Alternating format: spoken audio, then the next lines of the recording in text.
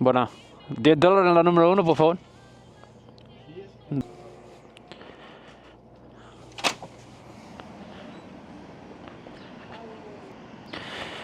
Oh man, do I got a spicy one for you guys today. I tried making this video earlier, but I couldn't kind of get my thoughts in order, so we're trying again, now with the sun a little bit lower. Fucked up, but it's got good pressure. I'm gonna go right now, I'm gonna make a video. Put me in there like this. Hey, we went out for a ride, bro. You coming with us Tomorrow? It depends how early you guys go. I think Iris and Julio want to meet up maybe like around 10, the usual 10, 11 over at Cafe, and then gonna be a sweet ride, bro. Dale. Text the chat when you make it back home, brother. Dale. Take care, man. Have a good one, bro.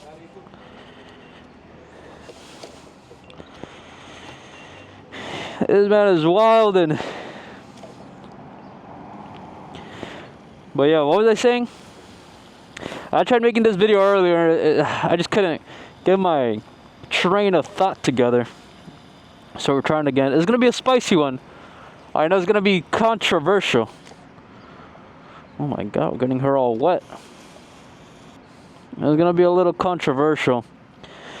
And it's basically about the problem, the real problem with the bike community, bro.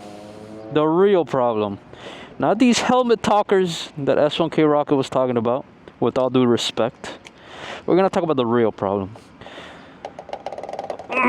Yeah. We're done here.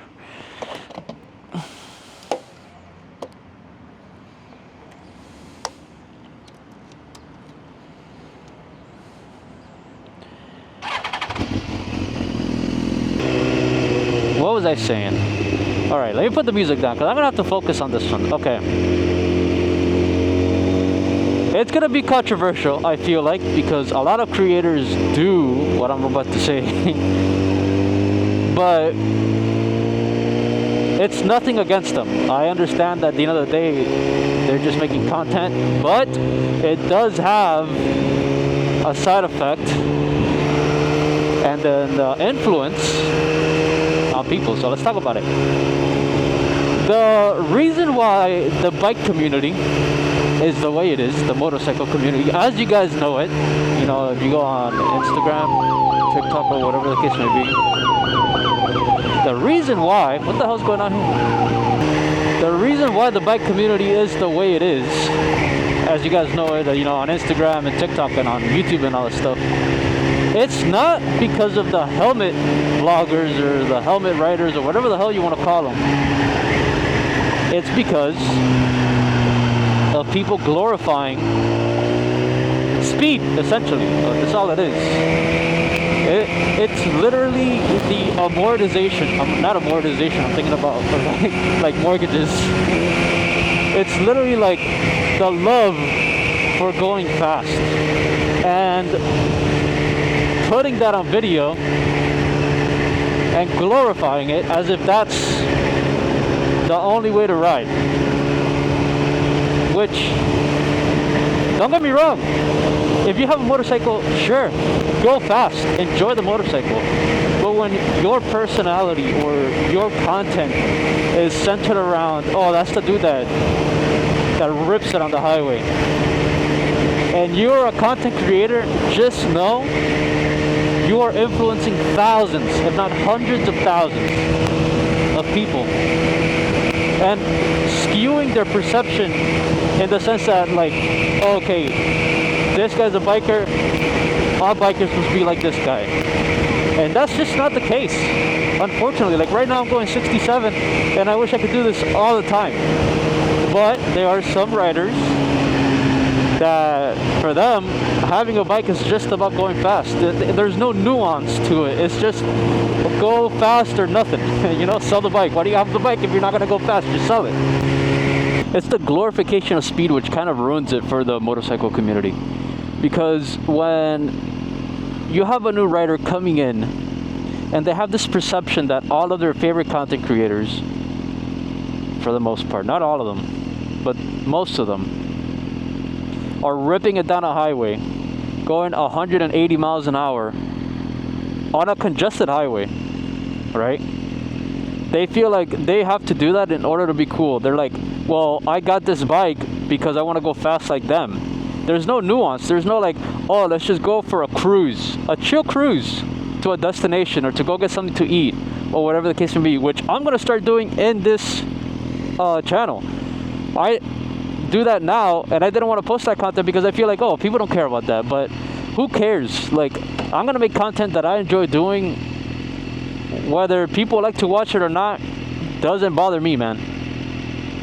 But I like going on rides, chill rides, cruises, like just relaxing, having fun, talking shit with friends, the community around, the community aspect around it, instead of like this ego-driven, persona-heavy, like, oh, I just want to rip it and post it on social media to get attention or clicks or views or whatever the case may be. And I just don't feel like that's, I don't know, man. I feel like that's a fake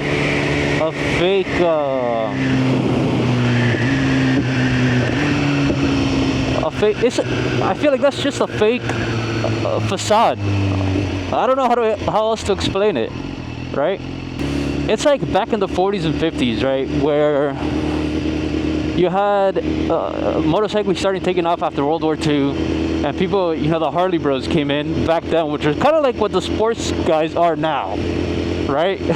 It's just a different generation, and because we have sports bike now, that's what we ride, and back then they just rode Harleys. And the people of today look back at that generation and they're like, oh, dude, I could never be like them, blah, blah, blah. Bro, you are literally them. Like, it's just 60, 70, 80 years later, But that whole thing is basically what it is now. Like, the whole cringe fest is, for me, is seeing these people just ripping it on a highway with literally no purpose other than just to go fast. And it's like, do you want to be part of the statistic? Like, what is the purpose? I understand that you enjoy it, but know that you have a obligation as an influencer and a social media presence in general to the community. You have a duty to basically just ensure healthy riding, man. And that's why I feel like, bro, when do you see an adventure bike channel popping off, unless they're not doing like some crazy, like, oh, a trip from Miami to Alaska? Like, why? Because the community is just full of like needing to just go faster and faster and faster, bro. It's so ass. Ripping it.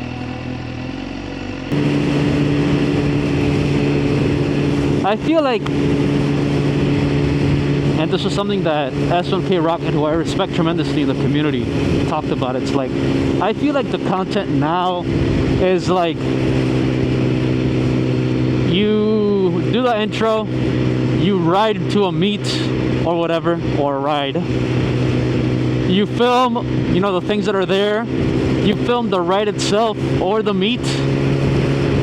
Then you film yourself going home and you do the outro, and that's it. That is what I see day in and day out, and I vowed last week to stop doing that because that content gets so freaking boring, which is why people like Brian636, who posts literally zero speeding, gets some of the most consistent views on his channel. First of all, he's been doing it for a long time. Second of all, people are there to watch him and not the speed. Like, they're there because they like Brian, not because they like speed or because they like stunts. Yes, he does stunts too, but people primarily are there for him. The support that he has in his channel is primarily for him. And it goes to show you, man, you don't need to be doing crazy 180 miles an hour to pull views. Like, you really don't. And these guys that are doing that and getting, let's say, 40,000 views, bro, they're making maybe a video like, I don't know, let's divide it by 1,000. So 40 times 10, maybe 400 bucks, maybe, if that. Conservatively, I want to say maybe like closer to like $240 per video, $400, assuming they get to the 40,000 view mark, right? Is that worth what the end consequence might be? I personally do not think so. I really don't, man. So I just don't understand how we're so heavily focused on like these helmet creators, right? When at the end of the day, all they're doing is really just being posers. They're just a bunch of posers. They don't, in my opinion, they're not really putting anyone in harm's way or in harm's risk or incentivizing people to go riding like crazy fast or anything like that. They are literally just posers, which is bad, of course. I'm not saying they get a pass, but in terms of the impact on the community, I feel the glorification of speed is definitely #1 worst trend on any social media. Worst. Just because of all of those negatives that I talked about. What's the positive? I don't even know what the positive is. What's the positive of someone going 180 miles an hour? Like, it's so stupid. And then you see, like, when people go to the track days, which just happened, there's a bunch of mistakes, a bunch of failure, which is fine. That's why we do those things in a controlled environment, to learn. But these people are doing it on the street too. They're doing it on the street too. So it just shows you just how inadequate the true skills are of some of these riders, man. It's just blows my mind. But it really sucks, because you make this content of you going 180 miles an hour. You've been riding since 8 years old, and you think the viewer knows that when they see that 10-second clip of you? You think the viewer knows that when all they see is a 10-minute video? No, they think, oh, I can do it too, just like him. No, you can't, bro. No, you can't. And that's when it all goes to shit, because then these new riders feel pressured to start on a bigger bike that they're not comfortable with, and feel pressured to push their skills beyond their capability. And it freaking blows, bro. It freaking blows. I wish it would stop. I wish that kind of content would stop. But again, if we want to sit here and say, oh, the community is in shambles, the community is blah blah blah, XYZ, insert complaint here, I guarantee you most of the problem is not from the helmet talkers or the helmet creators. It's from an abuse of power, an excess of speed, a lack of skill. Like, bro, there's a reason why crashing videos get recommended a ton, right? It's because people love to watch that shit.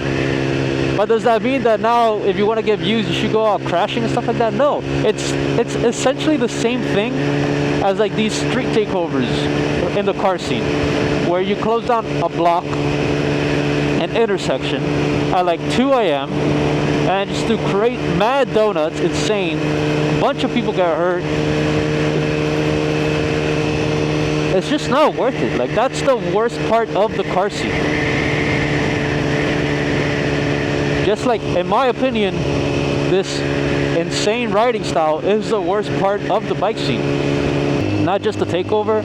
It's like, you know those cars that go like quote unquote swimming, where it's like you're weaving between traffic at like crazy speeds, essentially. That's again another horrible part of the car community. That is basically what's happening in the bike community. But no one wants to talk about it. And the reason why I feel that no one wants to talk about it is because we're all guilty of doing it, which is okay. We can acknowledge that. And we could change the content style collectively as a community to endorse more positive content, in the sense of like, go out on an adventure, go out for a ride. Like, bro, I don't know, man. It's wild. It blows my mind. Make rides chill again. I'm gonna put that on a freaking hoodie, bro. I swear to God. Make rides chill again. Because the definition of chill is going 160 now on the highway. And like, oh, dude, that was such a chill ride, bro. No, bro, that is not a chill ride. You're cracked if you think that's a chill ride. Fucking cooked. I remember this episode where K, who is a super sports bike fanatic and super bike fanatic, he tested out the GS, I believe it was a GS 1300 or a GS 1250. And he went into it like thinking, bro, this thing's gonna suck, like, it's probably just not for me. Bro, the guy came out loving that bike. Loving that bike. 'Cause it's just as quick if that's what you want. It's comfortable. You can go on longer rides. You can have a lot of fun on that bike. You have storage for a bunch of stuff. But people don't want to see that. I don't know if it's like just the demographic of the audience. Like, I'm sure if Jixer Bro got an adventure bike, his views would fucking tank. Because I feel like his audience just wants to see that. And that's fine, man. That audience is there for a reason, and I have no problem with that. But you as a content creator have to know, at the end of the day, when you're going 187 miles an hour and you are posting the video online, you have to know that you are influencing people to do the same thing. I don't care what warning you give in the beginning of the video. All these rides are performed by professional, blah, blah, blah, blah. Bullshit, bro, bullshit. Doesn't matter what warning you put, telling someone no has never been a deterrent factor. You know, like, oh no, don't do that. They're gonna go out and do it anyways. So you have to know, no matter the warnings you give, no matter the advice that you put, people are gonna do that. And you have to be okay with it. If you're okay with it, that's fine.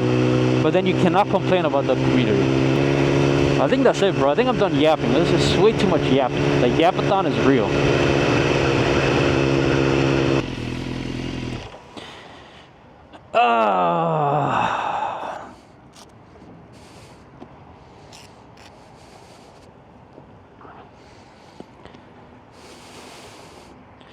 Well,